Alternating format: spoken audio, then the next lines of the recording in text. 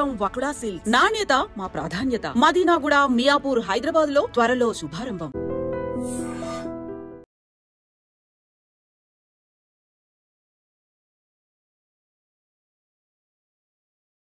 Hi sir. Hello Pasha garu, ఎలా ఉన్నారు sir? Fine అండి.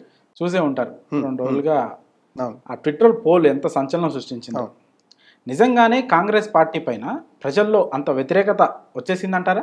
ఇప్పుడు వ్యతిరేకత వచ్చిందా లేదా అనేది మనం నెక్స్ట్ స్టెప్లో మాట్లాడదాం పాషా గారు. మొట్టమొదటిగా తెలంగాణని మనం 2 భాగాలుగా విభజిస్తే ఒకటి రూరల్ అని చెప్పొచ్చు, ఒకటి అర్బన్ అని చెప్పొచ్చు. అయితే అర్బన్లో ప్రప్రథమంగా మనం జిహెచ్ఎంసీ అని మనం కౌంట్ చేస్తాం. అర్బన్లోనే జిహెచ్ఎంసీ అనేది మనకు ప్రప్రథమంగా ఉన్నటువంటి అర్బన్. దాని తర్వాత చూసుకుంటే కరీంనగర్ సిటీ, వరంగల్ సిటీ, ఇలా అంటే సోషల్ మీడియాలో ఒక పార్ట్ అనేది ట్విట్టర్ అని చెప్పొచ్చు. సరే, ఇప్పుడు ఎక్స్ అని మాట్లాడుతున్నారు, ట్విట్టర్ అని చెప్పొచ్చు. అయితే ట్విట్టర్ని మీరు కరెక్ట్గా పరిశీలిస్తే మన పాషా గారు, అర్బన్లోనే అది కూడా ఇంటలెక్చువల్స్, ఎడ్యుకేటెడ్ ప్రొఫెషనల్స్ వీరు మాత్రమే ఈ ట్విట్టర్ అకౌంట్ అనేది ఫాలో అవుతారు. మీరు మిగతా రూరల్ సబ్జెక్ట్ చూసుకుంటే అసలు సోషల్ మీడియాని వాడుతున్నారు, ఫేస్బుక్, ఇన్స్టా, యూట్యూబ్ని వాడుతున్నారు తప్ప ట్విట్టర్ అకౌంట్ని వాడేవారి సంఖ్య చాలా తక్కువ ఉంటుంది. ఇది ఓన్లీ ప్రొఫెషనల్స్ వాడతారు. అయితే మనం ఒక 14 నెలలు వెనుకకు తిరిగి చూస్తే కాంగ్రెస్ పార్టీకి జిహెచ్ఎంసీలో కనీసం ఒక్క సీటు కూడా రాలేదు. 7 ఎంఏం అనుకుంటే మిగతా అన్ని కూడా బీఆర్ఎస్ క్లీన్ స్వీప్ చేసేసింది. అంటే అప్పుడే ప్రజలు డిసైడ్ అయిపోయారు, మాకు సిటీలో బీఆర్ఎస్ఏ కావాలని చెప్పేసి బీఆర్ఎస్ని ఓటేశారు. అయితే ఇప్పుడు ట్విట్టర్ యొక్క జడ్జిమెంట్ చూసుకుంటే ఎక్కువ శాతం కూడా జిహెచ్ఎంసీలో ఉన్నవారు మాత్రమే ఈ ట్విట్టర్ అకౌంట్ అనేది ఫాలో అవుతారు. ఈ కోణంలో చూసుకుంటే ఇప్పటికీ కూడా ప్రజలు బీఆర్ఎస్నే యాక్సెప్ట్ చేస్తున్నారనేది ఒక విశ్లేషణగా మనం అనుకోవచ్చు. రెండోది ఏంటంటే ట్విట్టర్ బేస్ మీద మనం జడ్జిమెంట్ అనేది ఇవ్వలేము. ఇంకోటి ఏంటంటే పాషా గారు, 5 సంవత్సరాలకు ఒకసారి జరిగే ఎన్నికల్లో ఒక్కొక్క నియోజకవర్గానికి యావరేజ్గా 3 లక్షలు 4 లక్షలు ఓటర్లు ఉంటే కానీ పోలింగ్ శాతం ఎంత అవుతుంది పాషా గారు? 68-70% అవుతుంది. అంటే 30% పోలింగ్ జరగట్లేదు. వాస్తవంగా అది కూడా 100% జడ్జిమెంట్ కాదు అని చెప్తా నా విశ్లేషణలో. 100% జడ్జిమెంట్ ఎప్పుడైతే పాషా గారు 100కు 100% ఓటింగ్ జరిగినప్పుడు 51 మంది అది పాషా గారిని ఎన్నుకున్నారు, 49 మంది శివరాం గారిని ఎన్నుకున్నారు అన్నప్పుడు అది జడ్జిమెంట్ అని చెప్పొచ్చు. కానీ ఆ జడ్జిమెంటే 70 మంది ఓటేస్తున్నారు. అంటే 30 మంది ఇంకా జడ్జిమెంట్ అనేది జరగట్లేదు అక్కడ. అసలు వాళ్ళు ఓటేయడానికే ముందుకు రావట్లేదు. అసలు అదే 100% జడ్జిమెంట్ కానప్పుడు జస్ట్ సోషల్ మీడియాలో ఒక పార్ట్ అని చెప్తాను, ట్విట్టర్ అనేది ఒక పార్ట్. అది కూడా ప్రొఫెషనల్స్ యూజ్ చేస్తున్నారు ట్విట్టర్ అని.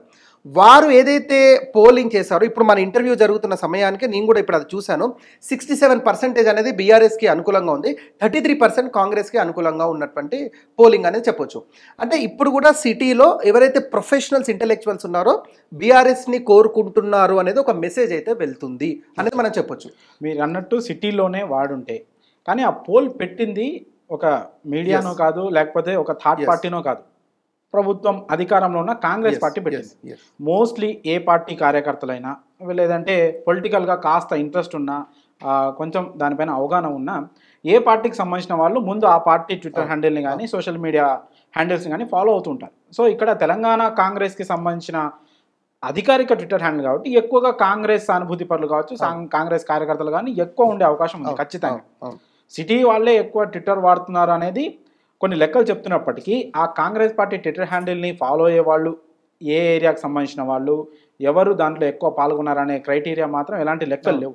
అలాంటప్పుడు మనం సిటీ వాళ్ళే ఎక్కువ ఓటేసి ఉంటారు, ఆల్రెడీ బీఆర్ఎస్కి ఎక్కువ సీట్లు వచ్చాయి కాబట్టి బీఆర్ఎస్ ఎక్కువ వాళ్ళు మళ్ళీ కాంగ్రెస్ని వద్దంటున్నారు, బీఆర్ఎస్ కావాలనుకుంటున్నారని చెప్పడంలో కొంత వరకు సమంజసం అయినప్పటికీ కూడా కాంగ్రెస్ పార్టీని ఫాలో అయ్యే వాళ్ళు ఆ ట్విట్టర్ హ్యాండిల్ని ఎక్కువ ఫాలో అవుతున్నారు కాబట్టి అంతమంది ఉన్నప్పటికీ కూడా బీఆర్ఎస్కి ఎక్కువ ఎందుకు ఓట్? దాదాపు 1,00,000 మంది అంటే చాలా చిన్న నెంబర్ అయితే కాదు ఖచ్చితంగా. 1,00,000 మందిలో దాదాపు 68% మంది బీఆర్ఎస్. అందులో కూడా వాళ్ళు సెటైరికల్గా ఫామ్ హౌస్ పాలన కావాలని అడిగినప్పటికి కూడా, సెటైరికల్గా అది ఉన్నప్పటికీ కూడా దానికి ఎక్కువ మెజారిటీ పీపుల్ ఓటేశారు. ఇక్కడ రెండు ఎందుకు మనం అంత ఈజీగా కొట్టి పారేయాలి సార్? 2 భాగాలుగా చూడాలి పాషా గారు ఒక విశ్లేషకునిగా. ఇప్పుడు ఇదే పోలింగ్ కాంగ్రెస్కి 70% వచ్చి బీఆర్ఎస్కి 30% వచ్చింది అనుకోండి, విశ్లేషణ ఏ విధంగా ఉండేది? కేటీఆర్ నుంచి రెస్పాన్స్ ఏ విధంగా వచ్చేది? అవునండి, వారి అకౌంట్లో పెట్టారు, వారికి సానుకూలంగానే వచ్చాయని చెప్పేసి కొట్టిపాసేవారు, అసలు ఈ చర్చ జరగకపోయేది. ఇప్పుడు మనకు నార్మల్గా ఏ ట్విట్టర్ హ్యాండిల్ కావచ్చు, ఏ సోషల్ మీడియా కావచ్చు, కొన్ని పార్టీలకు ఉన్న మీడియా ఛానళ్ళు కూడా కావచ్చు, వాళ్ళు వాళ్ళ పార్టీకి అనుకూలంగా ఏ సర్వే ఇచ్చినా, ఏది ఇచ్చినా సెన్సేషన్ కాదు, ఆపోజిట్ అయింది కాబట్టి ఇది ఇంత సెన్సేషన్ అయింది. సో ఖచ్చితంగా గ్రౌండ్ లెవెల్లో ఎంతో కొంత రియాలిటీ లేకపోలేదా అని ప్రజల్లో కూడా ఒక అభిప్రాయం వ్యక్తం నేను అదే అవుతుంది. అందుకే మీకు మొదటగా 2 కోణాలలో అని చెప్పి రెండో కోణం ఎందుకు చెప్పలేదంటే, ఒకటి ఈ విధంగా మనం ఒకటి విశ్లేషించవచ్చు. రెండోది నిన్న కూడా వారి సోషల్ మీడియా ఇన్ఛార్జ్ మన్నే సతీష్ గారు కూడా వారు ప్రెస్ మీట్ పెట్టి వారు చెప్పిన విషయం ఏంటి, లేదండి ఇది మేము జెన్యూన్గా పెట్టాలి అనేది పెట్టాము సర్వే, కానీ వాళ్ళు యుఎస్ నుంచి fake artificial likes artificial polling జరిపించారు, ఇది జనరల్గా చేస్తున్నారు. నిన్న కూడా బీజేపీ ఎంపీ రఘునందన్ రావు కూడా దాదాపు 2 నుంచి 3 కోట్ల రూపాయలు వీరు నెలకి సోషల్ మీడియా మీద ఇన్వెస్ట్ చేసి కూడా ఈ విధంగా మా యాక్టివిటీస్ చేస్తున్నారని చెప్పారు. ఇందులో ఎంత నిజం ఉంది ఎంత అబద్ధం అనేది అది కేటీఆర్కి తెలియాలి, ఇక్కడ ఉన్నటువంటి రేవంత్ రెడ్డికి తెలియాలి, అది వేరే సబ్జెక్ట్. అయితే వాస్తవంగా ఈ 70% మంది కూడా బీఆర్ఎస్కి ఎందుకు వేశారు ఓటు అనేది ఇక్కడ మనం ఆలోచించుకుంటండి. ఇప్పుడు రేవంత్ రెడ్డి ఇంకొక 3 రోజులు అవుతే దాదాపు 14 నెలలు నిండినట్టండి ముఖ్యమంత్రి చార్జ్ చేసుకొని. అంటే ప్రధానంగా ఎందుకు అతని మీద ఇంత వ్యతిరేకత రావడానికి గల కారణంలో మొట్టమొదటి కారణం నా విశ్లేషణలో తెలిసిందండి, రియల్ ఎస్టేట్ అనే పదం అని చెప్పొచ్చు మనం. అంటే రియల్ ఎస్టేట్ డమాల్ అని ఏదైతే మాట వచ్చిందో, రియల్ ఎస్టేట్ వల్ల కంప్లీట్ తెలంగాణ అంటే ఈవెన్ దో నిన్న కేసీఆర్ కూడా వారి ఎర్రవల్లి ఫామ్ హౌస్లో చెప్పిన విషయం కూడా, మనం ఉన్నప్పుడు కోట్లలో పోయేది పొలాలు, ఇప్పుడు కనీసం కొనేవాడే లేడు, రియల్ ఎస్టేట్ డమాల్ అయిపోయింది, ఎక్కడివి అక్కడే అన్నట్టు, ఎక్కడ వంగడు అక్కడే అన్న విషయాలు చెప్పుకుంటూ వచ్చారు. అందులో కోణంలో రియల్ ఎస్టేట్ అనే ఒక పదం చెప్పొచ్చు. తర్వాత వీళ్ళు ఏదైతే 6 గ్యారంటీలు అనే స్కీమ్స్తోని ప్రభుత్వంలోకి వచ్చారో అది ఇంప్లిమెంటేషన్ జరగకపోవడం కూడా ప్రజల్లో ఒక నిరాశ అని చెప్పొచ్చు. ఇప్పుడు రైతు భరోసా కానివ్వండి, రైతు బంధు కానివ్వండి, ఎస్పెషల్లీ ఇందాక మీరు అన్నట్టు రేషన్ కార్డులు కానివ్వండి, ఇందిరమ్మ ఇల్లులు కానివ్వండి, ఏదైతే ప్రధానంగా వీళ్ళు స్ట్రెస్ చేశారో అవన్నీ పక్కన పెట్టేశారు. ఏదో నిన్న 26 జనవరికి ఏదో ఇంప్లిమెంటేషన్ స్టార్ట్ చేశారు, అంతకంటే ముందు రైతు రుణమాఫీ కూడా కొంత ఇంప్లిమెంట్ చేసి మళ్ళీ టెక్నికల్ రీజన్స్ అని మార్చికి పోస్ట్ పోన్ చేశారు. అంటే ఎక్స్పెక్టేషన్స్ పెంచేశారు ప్రజల్లో. అంటే 10 సంవత్సరాల బీఆర్ఎస్ పాలనలో వ్యతిరేకత వచ్చే కాంగ్రెస్కి ఓటేశారు. సరే అది వ్యతిరేకత అనవచ్చు, లేదా వీరు ఇచ్చిన 6 గ్యారెంటీలకు అట్రాక్ట్ అయ్యవచ్చు, 2 కోణాల్లో ఏదైనా జరగవచ్చు. రూరల్ సెగ్మెంట్ అనేది కాంగ్రెస్కి సపోర్ట్ చేశారు, అర్బన్ సెగ్మెంట్ అనేది బీఆర్ఎస్కి సపోర్ట్ చేశారు. అయితే ఇప్పుడు అర్బన్ సెగ్మెంట్లో ప్రధానంగా వినిపిస్తున్నటువంటి పేరు real estate. Real estate Revanth Reddy వచ్చిన తర్వాత డమాల్ అయిపోయింది కాబట్టి మళ్ళా మాకు బీఆర్ఎస్ఏ కావాలి, కేసీఆర్ఏ రావాలి, ఫామ్ హౌస్ పరిపాలన ఎందుకు కాదు, మాకు ఫామ్ హౌస్ పరిపాలనే రావాలనేది ఒక మౌత్ పబ్లిసిటీ వెళ్ళింది. నేను ఇంతకుముందు కూడా మీ ఇంటర్వ్యూలో చెప్పినట్టుగా రియల్ ఎస్టేట్ అనేది మౌత్ పబ్లిసిటీ మీద జరుగుతుందండి. ఇప్పుడు మీరు తెలంగాణలో ఉన్న ఎనీ రియల్ ఎస్టేట్ ఏజెంట్ లేదా ఎనీ డెవలపర్ని టచ్ చేయండి, ఎలా ఉంది బిజినెస్ అని అడగండి, వారే చెప్పేస్తారు డైరెక్ట్గా, లేదు సార్ బిజినెస్ లేదు, మాకు పడ్డ రేటు కూడా మీ మార్కెట్లో పెడితే కొన్ని కస్టమర్లు రావట్లేరు. సరే దాని కారణాలు డిఫరెంట్ అని చెప్పొచ్చు. అది కొందరు మూసి అంటారు, కొందరు హైడ్రా అంటారు, లేదా ఎలక్షన్స్ తర్వాతనే అసలు పరిస్థితి కంప్లీట్గా సినారియో మారిపోయింది అంటున్నారు, రేవంత్ రెడ్డి ఏ టైంలో ఏ డిసిషన్స్ తీసుకుంటో క్లారిటీ లేదు. ఇలా ఇన్ని కోణాలలో ప్రజల్లో వ్యతిరేకత రాలేదా? 100% వ్యతిరేకత అనేది వచ్చింది. ఇది కాంగ్రెస్ పార్టీకి చెంపపెట్టు అని చెప్తున్నాను. ఇప్పుడు తెలంగాణలో ఒక సామెత ఉంటుంది, వారిచ్చిన ఏదో అంటారుగా కూలిచ్చి వారే తన్నించుకున్నట్టుగా ఈ విధంగా పోల్ పెట్టి వాళ్ళు ఓవర్ కాన్ఫిడెన్స్తో పోల్ పెట్టారు. ఎందుకు? దావోస్ నుంచి రేవంత్ రెడ్డి వచ్చారు, 1,78,000 కోట్ల పెట్టుబడి తీసుకొచ్చారు, కేటీఆర్ ఎన్నిసార్లు పోయినా ఇంత పెట్టుబడి రాలేదు అనే కోణంలో ప్రజాపాలన కావాలా, ఫామ్ హౌస్ పాలన కావాలనే కోణంలో పెట్టారు. దానికి ఒక విధంగా వీరికి చెంపపెట్టనే చెప్పొచ్చు. ప్రజల్లో వ్యతిరేకత లేదా? 100% వ్యతిరేకత ఉంది. ఈ విషయం రేవంత్ రెడ్డికి తెలుసు, ఈ విషయం కేబినెట్ మంత్రులకు తెలుసు, ఈ విషయం కాంగ్రెస్ పార్టీ క్యాడర్కి కూడా తెలుసు. కానీ ఇప్పుడు వాళ్ళు చేయాల్సినటువంటి పరిస్థితి వాళ్ళు కవర్ చేసుకోవాల్సిందే. కానీ మీరు అన్నట్టుగా ఈ యొక్క పోల్ రిజల్ట్ బీఆర్ఎస్కి బూస్టింగ్ అని చెప్పొచ్చు. ఎందుకంటే ఇప్పుడు డిసెంబర్ 2025, ఇప్పుడు ఈ సంవత్సరం డిసెంబర్లో జిహెచ్ఎంసీ ఎన్నికలు ఉన్నాయి. ఇప్పుడు కమ్మింగ్ మంత్లో ఎనీ టైంలో పంచాయతీ ఎలక్షన్స్ రావచ్చు. అంటే ఇదో విధంగా బీఆర్ఎస్కి బూస్టింగ్ పాయింట్. కేవలం ఈ యొక్క స్లోగన్ తీసుకొని వాళ్ళు ఎన్నికలకు వెళ్ళే అవకాశం ఉంది. ఆల్రెడీ కేసీఆర్ దీన్ని స్టార్ట్ చేశాడు, క్యాంపెయినింగ్ కేటీఆర్ స్టార్ట్ చేశాడు, వాళ్ళకు ఉన్నటువంటి ఎమ్మెల్యేలు స్టార్ట్ చేశాడు. ఈ విధంగా కాంగ్రెస్ పార్టీకి ఇది పెద్ద చెంపపెట్టే. ప్రజల్లో వ్యతిరేకత రాలేదా? 100% వచ్చింది. మీ ఐడ్రీమ్ కెమెరా తీసుకొని మనం ప్రజల్లోకి వెళ్దాము, బీఆర్ఎస్ పరిపాలన బాగుందా లేదా కాంగ్రెస్ వచ్చిన 14 నెలల పరిపాలన బాగుందంటే ఇప్పుడు అట్ ప్రెసెంట్ మూమెంట్ మాత్రం కొంత సానుకూలంగా బీఆర్ఎస్ వైపు ఉంది. కానీ జడ్జిమెంట్ మనం 14 నెలలకి ఇవ్వలేవు. 5 సంవత్సరాలు ప్రజలు అవకాశం ఇచ్చారు, 5 సంవత్సరాలు ఏదైనా జరగవచ్చు, ఇంకా బెటర్ స్కీమ్స్ రావచ్చు, లేదా కాంగ్రెస్ పార్టీ మీద ప్రజలకు ఇంకా కాన్ఫిడెన్స్ రావచ్చు, ఇంకేదైనా జరగవచ్చు. కానీ ట్విట్టర్ బేస్డ్ మీద మనం ఒక విశ్లేషణ 100% వ్యతిరేకత అనేది ఇవ్వలేము. ఎందుకు? ట్విట్టర్ అనేది ఇంతకు ముందు చెప్పినట్టుగా ప్రొఫెషనల్ ఇంటెలెక్చువల్సే వాడతారు కాబట్టి వాళ్ళొక్కరే కాదు, ఓట్ బ్యాంక్ చాలా మంది ఉన్నారు, దీని బేస్ మీద ఇవ్వలేము. కానీ అలా అని చెప్పి వ్యతిరేకత రాలేదా? వచ్చింది. వ్యతిరేకత రావడానికి ప్రధానమైన కారణం రియల్ ఎస్టేట్ రంగం అని చెప్పొచ్చు. ఓకే, మీరు అన్నట్టు రియల్ ఎస్టేట్ రంగం కూడా ఎక్కువగా అర్బన్ ఏరియాలోనే ఉంటుంది. కానీ కాంగ్రెస్ పార్టీ ఇచ్చిన హామీలలో ప్రధానంగా కొన్ని చూసుకుంటే రేషన్ కార్డులు కావచ్చు, అలాగే మహిళలకు సంవత్సరానికి 12,000 కావచ్చు, దానికి ఇందిరమ్మ ఆత్మీయ భరోసా అని పేరు పెట్టారు, ఇందిరమ్మ ఇల్లు పథకాలు కావచ్చు, ఇవన్నీ జనవరి 26కి మొదలు పెడతాం, లబ్ధిదారులందరికీ ఇస్తామన్నారు. కానీ ఇవ్వలేదు. మండలానికి ఒక్క ఊరికే లబ్ధిదారుని ఎంపిక చేశారు. ఆ ఎంపిక ఏదైతే ప్రక్రియ ఉందో ఆ ప్రాసెస్ కూడా చాలా గందరగోళంగా ఉండడం, అవును. 1-2 సార్లు అభ్యర్థులు అప్లికేషన్లు ఇవ్వడం, ప్రజాపాలన పేరుతో ఒకసారి అప్లికేషన్లు తీసుకున్నారు. జనవరి 26 రోజు లబ్ధిదారులను ఎంపిక చేస్తామని అంతకుముందే ఒక లిస్ట్ అని రిలీజ్ చేస్తా ఉన్నారు. అందులో 20-25% పేర్లు మాత్రం వచ్చాయి. మిగతా వాళ్ళ పేర్లు ఎందుకు రాలేదు అనడానికి కూడా ఒక కారణం అనేది ఖచ్చితంగా లేదు. ఎందుకు రిజెక్ట్ అయ్యాయి అన్నదానికి ఒక క్రైటీరియా లేదు. ఇది ఎంతవరకు ఈ కాంగ్రెస్ పార్టీ మీద వాళ్ళ పాలన మీద ఎంతవరకు ఎఫెక్ట్ చూపించింది అనుకుంటున్నారు? సార్ ఇప్పుడు ప్రజలకు అర్థం అవడానికి నేను ఒక విషయంలో చెప్తాను. బీఆర్ఎస్ ఓటమిలో ప్రధానమైన ఒక రీజన్ ఏంటంటే ఈ గవర్నమెంట్ స్కీమ్స్ అనే చెప్పొచ్చు. అంటే ఒకరికి వచ్చి మిగతా 9 మందికి రాకపోవడము, ఆ 9 మంది జెలస్తోని వీరికి ఓటు వేయకపోవడం అనేది ప్రధానంగా మనం అనేక మీడియా ఛానల్లో చూసాం. అలాగే ఇప్పుడు కాంగ్రెస్ పార్టీ కూడా సేమ్ మిస్టేక్ చేస్తుంది. భారీ ఎక్స్పెక్టేషన్స్తో వచ్చింది, ఇవ్వాలి చేయాలని ఇంటెన్షన్ ఉంది రేవంత్ రెడ్డి కూడా, కానీ ఖజానా ఖాళీ ఉంది. ఆ ఉన్న ఖజానాలో ఎలా చేయాలి అనే గందరగోళంలోనే ఇప్పుడు రేవంత్ రెడ్డి మునుగున్నాడు. అందులో భాగంగా మీరు అన్నట్టుగా ఇప్పుడు వారి దగ్గర ఉన్నటువంటి నిధులు 1 రూపీ అయితే ఇవ్వాల్సినటువంటి స్కీమ్స్ 10 రూపాయలు ఉన్నాయి. అంటే మిగతా 9 రూపాయలు అప్పు తీసుకొస్తే తప్ప స్కీమ్స్ లేనటువంటి పరిస్థితి. అంటే ఉచితాలకే ఈ విధమైనటువంటి పరిస్థితి ఉంటే ఇప్పుడు స్టేట్ మెయింటెనెన్స్ అనుకోండి, శాలరీస్ అనుకోండి, ఇవి డెవలప్మెంట్ వర్క్స్ అనుకోండి, వీటికి నిధులు లేవు. ఈ కోణంలో కూడా వ్యతిరేకత వచ్చింది. అయ్యా ఈయన డిసెంబర్ 7కి ఇప్పుడు మీరు 1,00,000 రూపాయలు రుణమాఫీ తీసుకోండి, డిసెంబర్ 9కి నేను వచ్చిన తర్వాత 2,00,000 రూపాయలు ఇమీడియట్గా రుణమాఫీ చేస్తాడు. దాదాపు ఇప్పుడు ఆయన వచ్చి 14 నెలలు అయితే ఇంతవరకు రుణమాఫీ జరగలేదు. అంటే నేనేమంటానండి సార్, మీరు ఎక్స్పెక్టేషన్స్ లేకుండా వస్తే ఒక రకంగా ప్రజలు యాక్సెప్ట్ చేస్తారు. ఇప్పుడు పాషా గారి నుంచి నా కమిట్మెంట్, సార్ మీరు రండి నేను 100 రూపీస్ ఇస్తానంటే నా మైండ్ 100 రూపీస్ మైండ్ సెట్తో వస్తాను. మీరు వచ్చిన తర్వాత 100 కాదు సార్ నేను 50 రూపీస్ ఇస్తా అంటే నేను కొద్దిగా డిసప్పాయింట్ అయ్యే అవకాశం ఉంటుంది. అరే 100 అని చెప్పి 50 ఇచ్చాడు అని ఒకటి, అసలు 50 కూడా ఇవ్వట్లేడు, నేను మళ్ళీ నెక్స్ట్ టైం ఇస్తా అంటే అసలు పాషా గారి మీద నాకు పూర్తి వ్యతిరేకత వచ్చేస్తుంది. అరే ఈయన కేవలం మాటల మనిషి చేతల మనిషి కాదని చెప్పేసి. అలాగే ప్రజలు కూడా ఆలోచిస్తుంది ఏంటంటే ఇతను కొన్ని వరాలు ఇచ్చాడు, ఆ వరాలు ఫీల్డ్లో ఇంప్లిమెంట్ అవ్వట్లేదు. ఫీల్డ్లో ఎందుకు ఇంప్లిమెంట్ అవ్వట్లేదు అంటే ఒక విశ్లేషకుడిగా మనం కొన్ని విశ్లేషిస్తాం, నిధులు లేవు, ఉన్నదాన్ని కొద్దిగా స్టెబిలిటీగా అంటే ఇన్స్టాల్మెంట్ బేసిస్గా ఇస్తున్నామనే కోణంలో గవర్నమెంట్ చెప్పుకుంటూ వస్తుంది. కానీ కింద ఓటర్కి దాంతో ఏం సంబంధం అండి? నాకు ఇస్తానని ఇవ్వాలి అంతే, ఇంకా ఇవ్వట్లేడు. నా పక్కనోనికి వచ్చింది నాకు రాలేదు. ఇప్పుడు కూడా నేను మీ ఇంటర్వ్యూకి రాకముందు నేను ఒక మండలానికి వలిగొండ మండలం అంటే భువనగిరి నియోజకవర్గానికి సంబంధించి వలిగొండ మండల్ అక్కడ ఒక గ్రామానికి సంబంధించిన రైతుతో మాట్లాడాను. అయ్యా మీకు రుణమాఫీ అందిందా లేదా, ఇప్పుడు నిన్న మొన్న ఏదైతే రైతు బంధు రిలీజ్ చేస్తారో అట్లీస్ట్ అవన్నీ వచ్చిందంటే వారికి రాలేదని చెప్తున్నారు. సార్ కేసీఆర్ హయాంలో ఎవరికైతే రుణమాఫీ జరిగిందో, కేసీఆర్ హయాంలో ఎవరికైతే రైతు బంధు వచ్చిందో వారికి మాత్రం వచ్చింది సార్, నాకు రాలేదు. రైతు చెప్తున్నటువంటి విషయం ఇది. ఇప్పుడు అతను నిరాశ అంటే డిసప్పాయింట్లో ఉన్నాడు. ఇప్పుడు ఎవరైతే 70% ట్విట్టర్లో బీఆర్ఎస్కి సపోర్ట్ చేస్తారో వారు కూడా ఏదో కోణంలో నిరాశ చెందినటువంటి వారే. అయితే రియల్ ఎస్టేట్ కోణం కానివ్వండి, రైతుల కోణం కానివ్వండి, లేకుంటే ఈ 6 గ్యారెంటీలకు సంబంధించి ఏదో విధంగా కాంగ్రెస్ పార్టీ బాధితులని ఒక వర్గం అంటుంది. ఇంకో వర్గము వారు చెప్తున్నటువంటి విషయం ఏంది, లేదండి ఇవన్నీ ఫేక్ అని చెప్తున్నారు.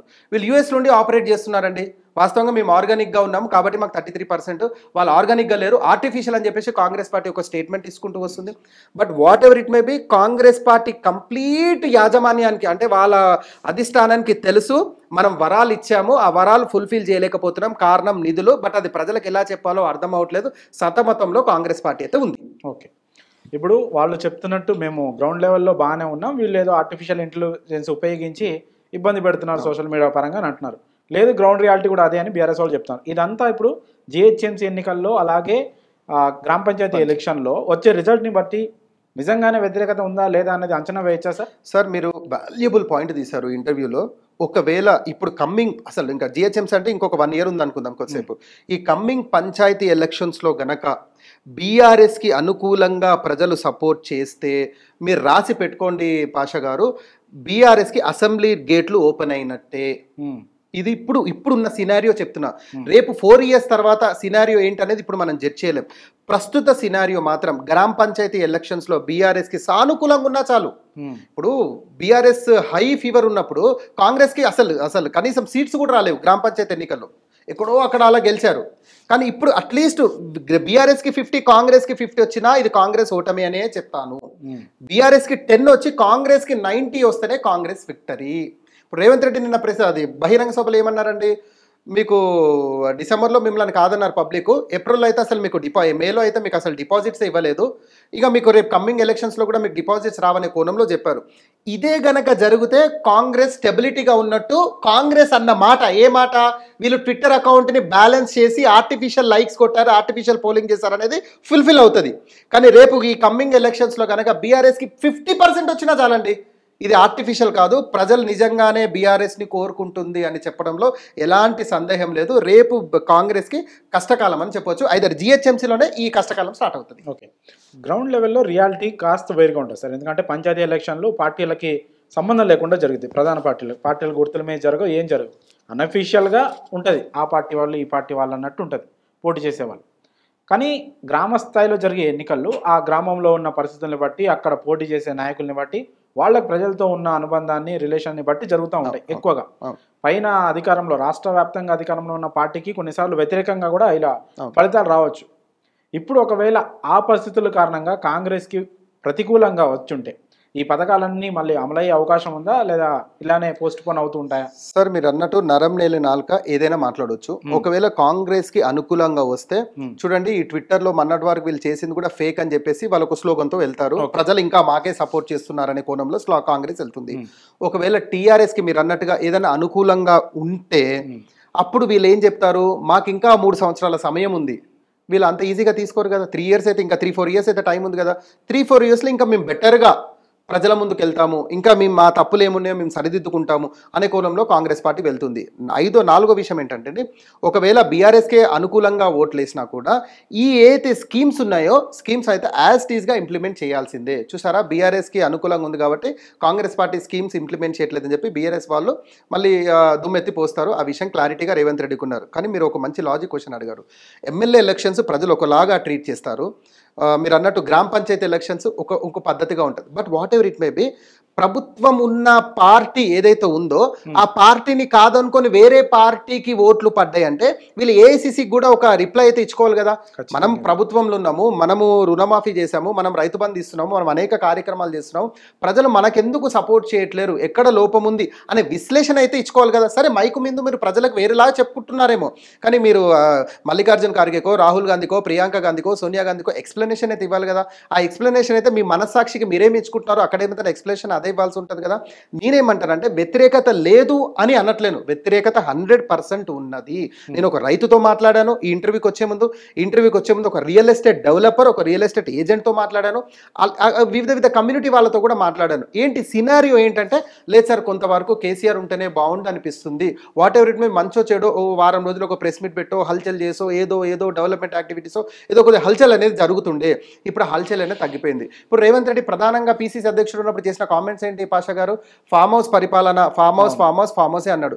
నేను ఇప్పుడు నిన్నాడు ఐ డ్రీమ్ ద్వారా నేను రేవంత్ రెడ్డిని ప్రశ్నిస్తున్నా పాషా గారు, ఇప్పుడు మీరు వచ్చి 14 నెలలు అయింది, మీరు జూబ్లీహిల్స్ని ఇంటిని వదిలి మీరు ప్రజల్లోకి ఎప్పుడు వెళ్ళారు? మీరు 33 జిల్లాల కలెక్టరేట్లో రివ్యూ మీటింగ్స్ ఏం పెట్టారు? మీరు పెట్టండి, 33 జిల్లాలకు వెళ్ళండి, కలెక్టర్స్ ఆఫీస్లో రివ్యూ మీటింగ్స్ పెట్టండి, అక్కడ ఏదైనా డెవలప్మెంట్స్ అనౌన్స్ చేయండి, సో దట్ అక్కడ ఉన్నటువంటి వాళ్ళకు ఒక భరోసా వస్తుంది కదా, అరే సీఎం వచ్చిండు మా జిల్లాకి, ఈ అభివృద్ధి, ఈ డెవలప్మెంట్, ఈ ప్రాజెక్ట్ అనౌన్స్ చేసి వెళ్ళిండు కాబట్టి అక్కడ ఏదైనా వెంచర్ వేసినా లేదా అక్కడ ఏదైనా భూమి కొన్నా రేపు మనకు వాల్యూ ఉంటుంది, కొంత డెవలప్మెంట్ అనేది పెరుగుతుంది. పాషా గారు, డబ్బు లేదా తెలంగాణలో ఉన్నటువంటి 50% పబ్లిక్ని పక్కన పెడితే 50% పబ్లిక్ దగ్గర అందరూ కోటీశ్వర్లే, అందరి దగ్గర డబ్బులు ఉన్నాయి.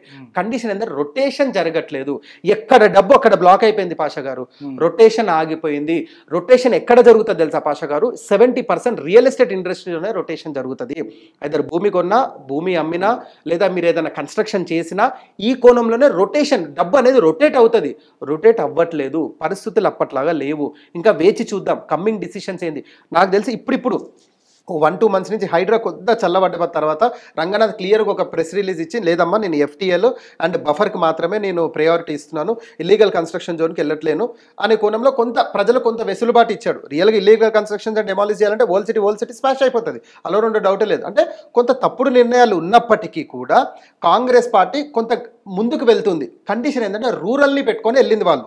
కానీ ఇప్పుడు రూరల్లోనే రైతులు నిరుత్సాహంగా ఉన్నారు. దానికి తోడు నిన్న కేసీఆర్ ప్రెస్ మీట్ తోడైంది. చూసారా, వాళ్ళు పెట్టిన పోలింగ్లోనే 70 మంది మనకు ఓటేశారు, వాళ్ళ అకౌంట్లోనే 70 మంది మన ఓటేశారు. ఇది వారికి ఒక విధంగా చెప్పాలంటే పెద్ద బూస్టింగ్ పాయింట్ అని చెప్పొచ్చు పాషా గారు. ఈ ఒక్క రీజన్ తోని వారు ఎలక్షన్ క్యాన్వెసింగ్ వెళ్తారు. ఇది కాంగ్రెస్ పార్టీ పెద్ద చెంపపెట్టని చెప్పాలి, కొంత ఓవర్ కాన్ఫిడెన్స్ తోనే వెళ్ళిందని చెప్పాలి. ఇప్పటికైనా వారు ఏదైతే పథకాలు అనుకోండి లేదా ఇంకేదైనా బెటర్ ఇంప్లిమెంటేషన్ ఏం చేయాలో ఆలోచించి ముందుకు వెళ్తేనే కాంగ్రెస్ పార్టీ రేపు గ్రామ పంచాయతీ ఎన్నికల్లో, రేపు వచ్చే జిహెచ్ఎంసీ ఎన్నికల్లో గట్టెక్కే పరిస్థితి ఉంది. ఓకే, ఈ పోల్ సందర్భంగానే మీరు అన్నట్టు కేసీఆర్ గారు ప్రెస్ మీట్ పెట్టి వాళ్ళ పార్టీ కార్యకర్తతో మాట్లాడడం జరిగింది. ఆయన ఒక కామెంట్ చేశారు, కొడితే గట్టికి కొడతాను. ఇన్ని రోజులు గంభీరంగా మౌనంగా వాళ్ళ పాలనని పరిశీలిస్తూ వస్తాను, నేను కొడితే గట్టిగా కొడతాను అని ఒక కామెంట్ చేశాను. దాని వెనక కేసీఆర్ లాంటి ఒక వ్యక్తి అంత పెద్ద కామెంట్ చేశారంటే దాని వెనక ఏదో స్ట్రాటజీ ఖచ్చితంగా ఉండుంటుంది. ఆ స్ట్రాటజీ ఏమై ఉంటుంది సార్? మీరు అన్నట్టు ఈ జిహెచ్ఎంసీ గ్రామ పంచాయతీ ఎన్నికల వరకైనా లేదంటే ప్రభుత్వం అధికారంలోకి రావడానికైనా? సరే, ప్రజావేదిక పాజిటివ్గా తీసుకుని మీరు స్పోర్ట్స్ అనాలిసిస్ ఇస్తుంటారు. మీరు ఇప్పుడు ఒక టెస్ట్ మ్యాచ్ ఉంది. ఇప్పుడు 2020 ఫార్మాట్ డిఫరెంట్గా ఉంటుంది, 50 ఫార్మాట్ డిఫరెంట్గా ఉంటుంది, 1 day and 5 days test format డిఫరెంట్గా ఉంటుంది. బట్ 5 days టెస్ట్ ఫార్మాట్లో కూడా 2020లో ఆడిన బ్యాట్స్మెన్ ఇక్కడ కూడా ఆడే అవకాశాలు ఎక్కువ శాతం ఉంటుంది. బట్ వాడు ఏం చేస్తారంటే బంతి గురించి ఎదురు చూస్తుంటాడు. ఎప్పుడైనా కరెక్ట్ బంతి వచ్చినప్పుడు 6 or 4 కొట్టే ప్రయత్నం చేస్తాడు. ఇప్పుడు కేసీఆర్ కూడా ఇన్ని రోజులుగా సైలెంట్గా ఉండి ఇప్పుడు నిన్న రావడానికి గల కారణం ఏంటంటే ఆయనకు ఒక ఆయుధం దొరికింది నిన్న. ఆయుధమే ఈ పోల్. కరెక్ట్ టైంలో ఆ టైంలో కార్యకర్తలు రావడం. సరే, మీరు చూసారు సోషల్ మీడియా, ఆయనే కారు నట్టుకుంటూ వచ్చాడు, హరీష్ రావు పక్కన ఉన్నాడు. సరే, వాటర్ ఇట్ మేము సినారియో క్రియేట్ అయింది అక్కడ. ఆ సినారియోలో ఈ పాయింట్ మాట్లాడాడు. ఇన్ని రోజులు నేను అనడం కాదు, అంటే నేను అనకపోవడమే నయమైంది, సైలెంట్గా ఉన్నాను. ఇప్పుడు ప్రజలే డైరెక్ట్ బీఆర్ఎస్ని కోరుకుంటున్నారు, అది కూడా వాళ్ళ అకౌంట్లో పోలింగ్ పెడితేనే ఇది రైట్ టైం. ఇప్పుడు అట్లీస్ట్ ఒక ప్రెస్ రిలీజ్ ఇస్తే బీఆర్ఎస్ క్యాడర్కి ఒక ఎనర్జీ పాయింట్ ఉంటుంది. రేపు ఎవరైనా కాంగ్రెస్కి వెళ్ళాలనుకున్నా, రేపు గ్రామ పంచాయతీ ఎన్నికల్లో కూడా ఎవరైనా టీఆర్ఎస్ నుంచి గెలిచి మళ్ళీ కాంగ్రెస్లోకి వెళ్తారు కదా, అలా వెళ్ళాలనుకున్న వాళ్ళకు కూడా ఒక మెసేజ్ ఇచ్చేసిండు. ఇవాళ రేపు మనం వస్తున్నాము, మీరు నిరుత్సాహపడకండి, మన ప్రభుత్వమే, ప్రజలు మనన్నే కోరుకుంటున్నారు, ఏదో ఒకసారి వాళ్ళకి అవకాశం ఇచ్చారు, ఇప్పుడు అవకాశం వాళ్ళు నిలబెట్టుకునే పరిస్థితి లేదనే కోణంలో ఎంతైతే వాడుకోవాలో అంత వాడుకున్నాడండి కేసీఆర్. ఆయన ఇన్ని రోజులు ఇప్పుడు చూడండి సార్, ఒక వ్యక్తి ప్రెస్ మీట్లో మాట్లాడిన మాత్రమే 100 నిజాలు ఉండవు. కొన్ని అవకాశానికి తగ్గట్టు క్రియేట్ చేసుకుంటారు. ఆయన ఈ అవకాశానికి తగ్గట్టు ఒకటి క్రియేట్ చేస్తాడు. ఇన్ని రోజులు నేను సైలెంట్గా ఉన్నాను, కోరితే గట్టి కొడతా అన్నది మరి ప్లస్ ఈ పోల్ ప్లస్ అయింది. ఒకవేళ ఇదే లేకుండా మాత్రం ఈ ఇష్యూని అంత పెద్దగా తీసుకునేపోయేవారు కాదు. దానికి ఇమీడియట్గా రేవంత్ రెడ్డి నిన్న బహిరంగ సభలో కౌంటర్ ఏమిచ్చాడు, రాఖీ సావంత్తో కంపేర్ చేసేసి, సల్మాన్ ఖాన్ రాఖీ సావంత్ కంపేర్ చేసి అయితే కౌంటర్ ఇచ్చాడు కదా. But what ever it may be, బీఆర్ఎస్కి ప్రజలు కొంత సానుకూలంగా ఉన్న మాట వాస్తవమే అనేది ఈ ట్విట్టర్ అకౌంట్ ద్వారా ప్రూవ్ అయిందనేది ఒక మాట అయితే చెప్పొచ్చండి. ఓకే, ఇప్పుడున్న రాజకీయ పరిస్థితులను బట్టి చూసుకుంటే సార్, ఇటు లోకల్ బాడీ ఎలక్షన్ జిహెచ్ఎంసీ కానీ గ్రామ పంచాయతీలు కానీ అధికారం ఉన్న పార్టీకి ఎంత వెయిటేజ్ ఉంది, ఏ ఏరియాల్లో ఉంది, అలాగే ప్రతిపక్ష బీఆర్ఎస్ కానీ బీజేపీ పార్టీకి కానీ అర్బన్ ఏరియాల్లో కానీ రూరల్ ఏరియాలో కానీ ఎవరికి ఎలాంటి విన్నింగ్ కెపాసిటీ అనేది ఎంత ఉండబోతుంది సార్? ఇప్పుడు ఈ గ్రామ పంచాయతీ ఎన్నికలు అనేది మీకు తెలుసు, ప్రజలందరికీ తెలుసు, రూరల్ సెగ్మెంట్లోనే జరుగుతాయి. రూరల్లో 90 to 95% కాంగ్రెస్కి నిన్నటి ఈ పోలింగ్కి పక్కన పెడితే కాంగ్రెస్కి ఫేవర్గా ఉన్నటువంటి కాన్స్టిట్యున్సీసే ఉన్నాయి. అంటే ఎక్కడైతే కాంగ్రెస్ పార్టీ ఎమ్మెల్యేలు ఉన్నారో, ఎక్కడైతే కాంగ్రెస్ పార్టీ ఎంపీస్ ఉన్నారో వాళ్ళందరూ కూడా అక్కడ ఫేవర్గానే ఉన్నారు. కండిషన్ ఏంటంటే ప్రజలు ఎదురు చూస్తున్నారు. 14 నెలల నుంచి ప్రజలకు అవకాశం దొరకలేదండి. ఒకసారి గెలిపించేసాం ఎమ్మెల్యేని, ఒకసారి ఎంపీగా గెలిపించేసాం, దాని తర్వాత ప్రజలకు అవకాశం ఎక్కడిది? ఇప్పుడు ప్రజలకు అవకాశం దొరికింది. ఈ అవకాశాన్ని కాంగ్రెస్ పార్టీ ఏ విధంగా సద్వినియోగం చేసుకుంటుంది అనే ఆలోచన. ఇప్పుడు ఉదాహరణకు నేను వచ్చే ముందు ఒక రైతు కాల్ చేశానని చెప్పానండి. ఇప్పుడు అతను బీఆర్ఎస్కి ఓటేయొచ్చు కోపం మీద. ఎందుకు? వాని బాధ ఏంటంటే వానికి రాలేదని కాదు, వాని అపోనెంట్కి వచ్చింది. వాని ఇంటి పక్కనోనికి రైతు బంధు వచ్చింది, వాని ఇంటి పక్కనోనికి రైతు రుణమాఫీ జరిగింది, నాకు జరగలేదు. ఆ కోపంతో బీఆర్ఎస్కి ఓటేయొచ్చు. లేదా కాంగ్రెస్ పార్టీ 14 నెలల పరిపాలన మనకి నచ్చకపోవచ్చు, వాని మన్మడంలో సిటీలో ఉండొచ్చు, రియల్ ఎస్టేట్ వ్యాపారం చేస్తుండొచ్చు, రియల్ ఎస్టేట్ నడవట్లేదు అనొచ్చు. అంటే ఏ కోణంలో అయినా కూడా ప్రజల తీర్పు ఇప్పుడు ఎలా ఉంటుంది అనేదే ఒక సర్ప్రైజ్, సస్పెన్స్ అని చెప్పొచ్చు. ఇప్పుడు ఇంత క్లిష్ట పరిస్థితిలో కూడా ఒకవేళ 70 నుంచి 80% కాంగ్రెస్ పార్టీకి గనక ఈ సర్పంచ్లు, ఎంపీటీసీలు, జెడ్పీటీసీలు పోలింగ్ శాతం గనక పెరిగితే కాంగ్రెస్ పార్టీ సేఫ్ జోన్లో ఉందని చెప్పొచ్చు. కానీ 50-50 వచ్చిన పాషా గారు, నేను మళ్ళీ రిపీట్ చేస్తున్నా, 50 కాంగ్రెస్కి వచ్చి 50 బీఆర్ఎస్కి వచ్చినా కూడా కాంగ్రెస్ పార్టీ ప్రమాదంలో ఉంది. ఇక్కడ ఆలోచించాల్సిన విషయం పాషా గారు, మనం కాంగ్రెస్ బీఆర్ఎస్ అనుకుంటున్నాం, మధ్యలో ఒక బీజేపీ ఉన్న సంగతి మర్చిపోతున్నాం మనం. బీజేపీ స్ట్రాంగ్ అయింది. ఇప్పుడు బీజేపీ ఒక 20 తీసుకొని కాంగ్రెస్ 40 బీఆర్ఎస్ 40 వచ్చినా కాంగ్రెస్ ప్రమాదంలోనే ఉన్నది. పరిస్థితి అలా ఉంది. But what ever it may be, Congress party ఇప్పుడున్న పరిస్థితుల్లో అయితే పాజిటివ్గానే ఉందని చెప్పుకోవచ్చు. బట్ ఈ రూరల్ సెగ్మెంట్లో రైతులకు ఏదైతే భరోసా ఇచ్చారో అందులో ఎస్పెషల్ రేషన్ కార్డ్స్ అనుకోండి, ఇందిరమ్మ ఇల్లు అనుకోండి, ఈ 6 గ్యారంటీలు మ్యాక్సిమం టు మ్యాక్సిమం రూరల్ సెగ్మెంట్కి ఎక్కువగా ఫుల్ఫిల్ అయ్యే 6 గ్యారంటీలు.